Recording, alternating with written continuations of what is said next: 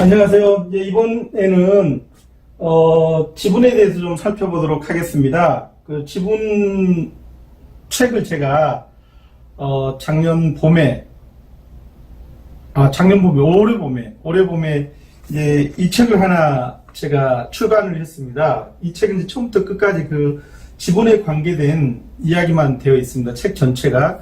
사실 이 지분이라고 하면 좀 선생님들 중에서는 어렵게 느끼실 수도 있으세요. 좀 공부도 많이 해야 되고 하는 거는 맞지만 굉장히 요즘 이제 경매 틈새 시장에 소위 말해서 특수 물건에 그 틈새 물건으로 굉장히 각광을 받고 있습니다. 그러니까 지분이라는 게 이제 뭐 도로 지분도 있고 상속된 지분도 있고 임야도 있고 뭐 또 2분의 1씩 되는 이제 그 아파트 같은 경우도 있고 그런데 아무튼 이 지분책은 뭐 아마 이 동영상을 보시는 제 동영상을 보시는 분들은 좀 느끼시겠지만 대체로 이제 제 책을 보신 분들이 제가 이제 참고로 경매책을 요 책이 지금 58번째 책입니다. 58번째 책인데 제 책을 보시는 분들은 대체로 이제 그런 얘기를 많이 하세요. 우박사 책이 좀 쉽다. 그리고 빨리 페이지가 넘어간다. 그러면서도 좀 간결하게 오래 기억하는 데는 굉장히 도움이 된다. 그리고 이 책도 사실은 이제 책 제목이 그렇습니다. 지분 경매, 공유 지분, 이제 독점 경매. 그래서 저는 이제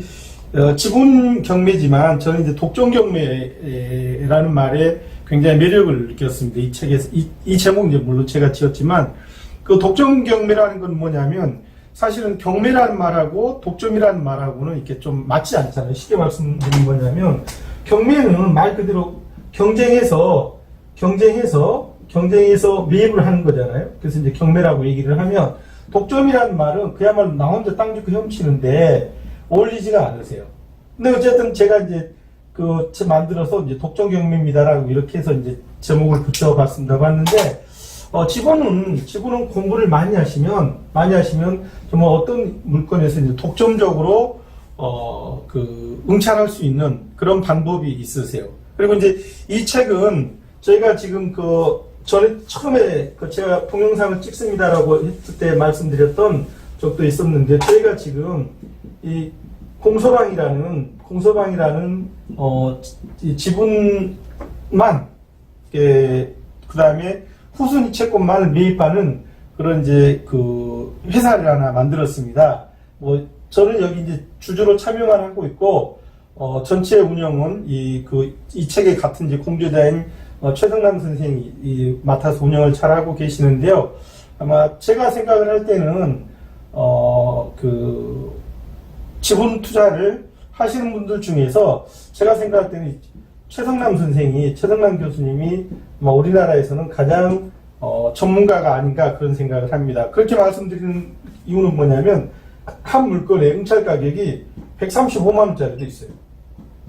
그러니까 토탈에서 낙찰 가격이 135만 원인데 요놈을 낙찰 받아가지고 6개월 만에 6배를 받고 매각을 했어요. 그래서 이제 제가 66이라는 말도 했는데 135만 원짜리를 6개월 만에 지분을 낙찰받아서 6개월 만에 6배의 매각을 한 사례가 있으세요. 그러면 지금 특별히 한 건만 그러냐? 그렇지는 않습니다. 지금 제가 듣기로는 올해만 해도 지금 최성남 선생하고 이 공서방 팀이 지분 물건을 한 100건을 받으셨다고 얘기를 하시더라고요. 굉장히 잘하세요. 근데 이 최성남 선생은 어떻게 투자를 하시냐면 보세요. 지분 물건을 액수는 금액은 그렇게 중요하게 생각을 안 하시더라고요. 그 다음에 어디 있는 물건도 그렇게 신경을 안 써요. 전국에 있는 지분 물건을 응찰을 하시는데 어떻게 하냐 그러면 보세요. 현재 제가 이제 며칠 전에 한번 만나서 물어봤어요. 그러니까 지금 현재 몇 건 정도를 최성남 교수한테 몇 건 정도를 갖고 계시나요? 물어봤더니 현재 보유하고 있는 지분 물건의 개수가 한 60개에서 70개 정도 된답니다. 그럼 왜 정확하게 60개면 60개고 70개면 70개 이렇게 왔다 갔다 하세요라고 얘기를 하니까 그럴 수밖에 없어요. 갖고 있는 지분 물건 모두를 매매로 내놨어요. 매매로 이제 매각을 했다. 매매를 의뢰해서 그러니까 팔리는 대로 이제 파는 거예요. 그럼 어떻게 하냐? 팔고 마냐? 그렇지 않아. 한 달에 기본 목표가 최 선생 기본 목표 한 달에 지분 물건을 최소 3개 이상 낙찰받는 게 목표랍니다. 3개 이상 낙찰받고 3개 이상 매각하는 게 목표래요. 그래서 이제 요 놈은 못으로 보시면 되어요. 못으로 보고, 그러니까 낙찰받아서 보충하고, 또 매각해서 수익 남기고, 그래서 이제 그 나머지 금액은 좀 활용도 하고, 또 물건 갖고 이제 낙찰도 받고, 이제 그렇게 하고 있습니다. 제가 듣기로는 작년에, 올해 지금 한 100여 건 받았다 얘기를 하시는데, 작년에만 해도 한 거의 150건을 받았다고 그렇게 얘기를 하시더라고요. 그래서 여기도 보면, 처음부터 끝까지 경매 투자 지분 투자 물건 사례만 있으세요. 지금 투자 물건만. 그래서 이제, 개괄적인 것 좀 말씀을 드릴게요. 저희가 지금 이제 지분 물건에, 집중을 하고 있습니다고, 또 참고로 저는 서울 동서터미널 옆에 있는 강변역에 제 사무실이랑 제 강의장이 있습니다. 그래서 거기서도 이제 주말반 수업도 하고 그렇습니다. 그 다음에 이제, 제가 이제 수업하는 걸 좀 편하게 찾아오시려면 다음 카페에서 이제 우영달 경매 카페를 검색을 하시면 이제 저희가 그 주말에 토요일 6주짜리 수업하는 거를 이제 오실 수 있으세요. 그래서 이제 본격적으로 저희랑 이제 지분 물건을 이제 공부할 수 있는 그런 기회도 이제 가질 수 있는데, 어쨌든 지금 요번 동영상 강좌에서는 이제 지분 물건을 어떻게 할 때 이제 낙찰 받는다는 이제 기본적인 개괄적인 것만 좀 말씀드리도록 하겠습니다. 이 지분 요꼭지만은 요 책을 중심으로 해서 설명을 좀 드리도록 하겠습니다. 그래서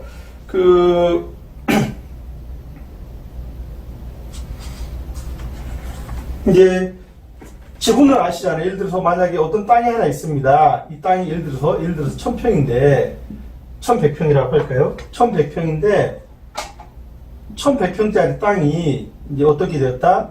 아버님이 사망하는 바람에 엄마하고 자식 1, 자식 2, 자식 3, 자식 4로 요렇게 이제 자식 4로 이렇게 이제 상속이 됐다 가정을 해보세요. 이제 아버님이 돌아가셔서 엄마 한 명, 아들, 자식 1, 자식 2, 자식 3, 자식 4에서 통 5명한테 이제 만약에 요놈이 상속이 된다면 지분이 어떻게 되냐면 우리 민법에 의해서 이게 이제 그냥 법정 상속이라고 얘기를 합니다. 특히 아버님 돌아가실 때 어떻게 상속을 해라라고 특별히 뭐 이혼을 하지 않는 이상에는 제가 이제 1100평이라고 쓴 이유는 뭐냐면 엄마한테 13분의 3이 돌아가요. 잠깐만 그러면? 그 다음에 13분의 2, 13분의 2, 13분의 2, 13분의 2. 자식 5까지 있어야 되네. 그죠? 명수가 맞으려면. 무슨 말이냐면, 자식 5까지 하면 13분의 2 해서 분자가 하나, 둘, 셋, 넷, 다섯에 3이잖아요. 그러면 그냥 110평을 하지 마시고요. 죄송합니다. 여기를 약간 바꿔서 1300평의 땅이 이렇게, 엄마를 포함해서 총 6명한테 이렇게 상속이 되었다고 가정을 해보자요. 그럼 이제 땅이 어떻게 쪼개지냐면, 그냥 편하게 쪼개겠습니다. 이제 이렇게 쪼개졌을 거예요. 그렇죠? 이게 이제 가장 넓다고 보면 엄마가 13분의 3, 그 나머지가 13분의 2, 13분의 2, 13분의 2, 그 다음에 13분의 2, 13분의 2. 요렇게 이제 하나, 둘, 셋, 넷, 다섯, 6조각으로 쪼개졌다고 가정을 해보세요. 이제 등기부에 저렇게 이름이 올라가잖아요. 이렇게 해서 이제 지분 물건이 만들어지는데, 이때 이제 만약에 별일 없이 잘 진행이 되면 상관이 없는데, 그 중에 하나가, 예를 들어서, 두 번째 아들이 지분, 요 놈이, 여기가 엄마가 1, 2, 요 놈이라고 가정하겠습니다. 이 빨간 칠해놓은 요 놈이 어떻게 되었다? 예를 들어서 뭐 이제 가압류가 되었다. 그럴 수 있잖아요. 그죠?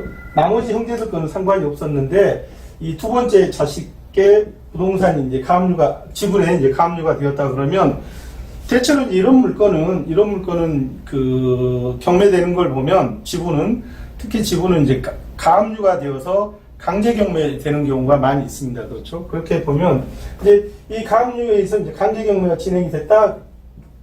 강제 경매가 이제 진행이 되면 여기서부터 이제 얘기가 시작이 된다 그 얘기세요. 우리 앞에 나타나는 게. 그래서 요 13분의 2를 이제 낙찰 받았을 때 이제 어떻게 접근을 하고, 그 다음에 어떻게 권리 분석을 하고 얼마 이제 응찰 가격을 정해서 어떻게 낙찰받고 그 다음에 이제 특히 지분 물건 같은 경우는 이제 어떻게 마무리를 잘하는가. 여기서 마무리를 잘한다는 거는 만약에 요놈을 어떤 이유 때문에 뭐 분할을 해야 될 이유도 생길 수 있고 그렇죠. 분할을 해야 될 이유도 생길 수 있고 그렇지 않으면 나는 저기서 그냥 내 투자 수익률만 얻고 나온다. 그래서 이제 이 전체 그러니까 이제 그 전체 지분에 대해서 어떻게 통으로 해서 형식적 경매를 넣어서 이제 내가 원하는 그 이제 가격 낙찰 경매를 진행을 시켜서 이제 만약에 이렇게 되면 이제 13분의 2에 해당하는 내 투자 그 낙찰 금액 대비 그렇게 해서 이제 가격으로 이제 이제 경매를 통해서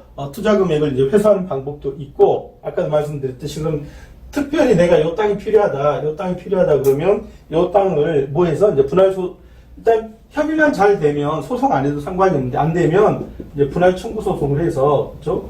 분할 청구 소송을 해서 13분의 2에 해당하는 평수로 보면 이제 계산해 보니까 한 200평 정도 되는 땅을 그러니까 낙찰자 앞으로 이렇게 소유권 이전을 하는 그런 그 방법도 있습니다. 그러면 이제 아시겠지만 이론 공부를 해보신 분들은 아시겠지만 지분 물건에는 이제 공유자가 저렇게 있을 때는 뭐가 있다? 공유자 우선 매수 청구권이라는 게 있다 그 얘기세요. 근데 이제 전에 제가 이제 그 최승남 선생한테 이제 들은 적이 있었는데 뭐라고 얘기를 하시냐면 여기 지금 1300평이잖아요. 요 전체가 이렇다면 1300평인데 그 중에 한 200평 정도를 낙찰받으면 결국은 나머지 물건도 전부 다 소유권을 시세보다 훨씬 싸게 소유권을 취득할 수 있다. 심지어 뭐라고 얘기를 하신 적 있냐면 만평짜리 땅에 예를 들어서 만약 한 평만이라도 소유권을 취득하면 전체가 10,000평 중에 한 평만이라도 소유권을 취득하면 이 10,000평이 나머지 9,999평이 훨씬 시세보다 저렴하게 내 걸로 만들 수 있습니다라는 얘기를 하시더라고요. 참고로 저도 이 책에 보면 저도 이제 2년 전에 경기도 안성 일죽에다가 지분으로 이제 한 890평 정도를 전체 그 공동 투자를 해서 낙찰을 받았습니다. 임야였는데 이제 길에 붙어 있고 바로 그 필지까지 임도가 있습니다. 차도 뭐 바로 들어갈 수 있고 그래서 이제 그 중에 제가 이제 4분의 1에 해당하는 한 200평 정도를 일반 우리 투자자들한테서 이제 일반 매매로 사서 지금 뭐를 조성 중에 있냐면 우리 가족묘지로 이제 조성을 하려고 지금 작업을 하고 있는데 이 분할 청구 소송이 지금 좀 진행이 안 돼서 지금 2년째 하고 있는데 아마 곧 조만간에 마무리가 될 것 같기는 한데 그 이제 지분 투자를 해보니까 굉장히 재미가 있어요. 그러니까 지금 우리가 전체 한 890평이니까 한 900평 정도 되는 녀석을 3,200만 원에 낙찰을 받으면 실제 제가 낙찰을 받은 거예요. 받았는데 지금 저희가 이제 그 890평이니까 저거잖아요.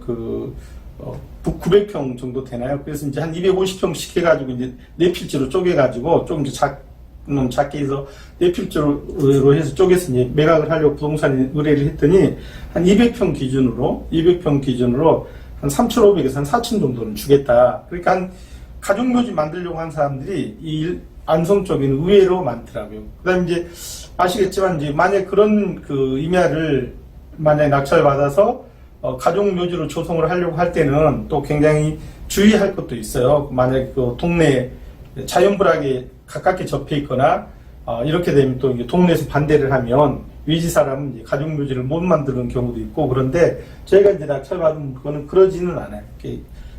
돼지 축사하고 좀 가까워서 냄새 나기는 하지만 아무튼 이제 제가 그 낙찰받은 물건에서 굉장히 좀 잘한 만약에 은혼 같은 경우를 우리가 3,200에 낙찰을 받았는데 네 필지로 쪼개서 팔으면 네 필지로 지금 이제 한 200평 단위로 쪼개서 팔으면 제가 볼 때는 한 1억 5천 정도는 받을 수 있을 것 같으세요.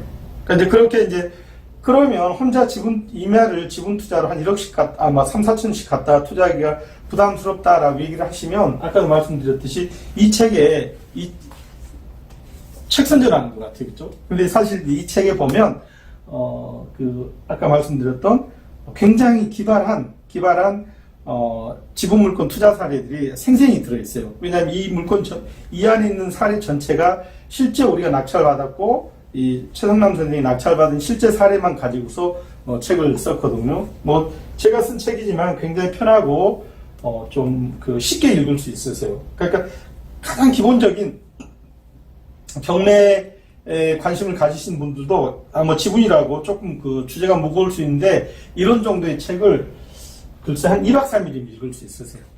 자신 있게 말씀드릴 수 있어요. 그래서 한 두세 번만 읽으면 나도 지분 공부를 한번 해보고 싶다. 그런 말씀 좀 이제 생각하실 수 있을 것 같고요. 근데 나중에 제가 미주알 고주알 시간에 말씀드리겠지만 이 지분물권 낙찰 받을 때는 꼭 그거 하나는 기억을 하세요. 뭐다 다른 지분권자들 여기서 요렇게 당하는 요건 이제 날라갔다 치고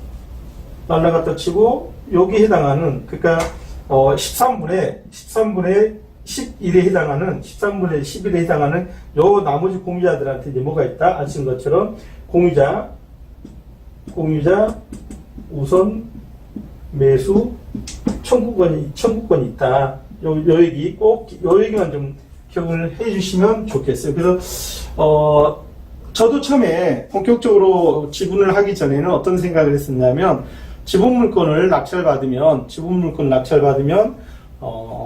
돈이 잠긴다. 그죠? 돈이 바로 회수가 안 된다. 그 다음에 시간이 많이 걸린다. 그렇게 이제 생각을 했었는데 그러니까 이게 선수들이 하는 걸 쭉 옆에서 보면서 저도 많이 배웠는데 내가 지금까지 가졌던 지분 물건 투자에 대한 일반적인 생각이 많이 변했어요. 그래서 공부를 해서 그래서 이제 제목을 저도 공부를 하면 수익이 올라가는 경매에서 이제 지분입니다라고 말씀을 드렸는데요. 그러니까 어쨌든 지분을 본격적으로 이제 틈새 시장이잖아요. 틈새 시장으로 지분 경매를 한번 공부를 해볼 그런 기회를 선생님들한테 한번 드리고 싶어서 이 강좌를 마련했습니다. 자, 지분 얘기는 여기서 이제 그만하기로 하고 나중에 제가 경매 미주알 고주알 강좌를 통해서 제가 말씀드렸죠. 한 100강 정도를 찍어서 올리겠다고 그때 이제 지분에 대해서 본격적으로 제가 낙찰받은 물건을 실제 모델로 해서 경매 사건도 보여주고 왜 이 지분 물건이 어디에 주목해서 응찰을 하기로 했고 왜 이런 가격을 썼고 그 다음에 지금은 어떤 상태, 매각을 했다든지 얼마의 수익을 내고 매각을 했다든지 하는 것들은 제가 경매에 우박사 미주알 고주알 시간에 다시 말씀을 드리도록 하겠습니다. 감사합니다.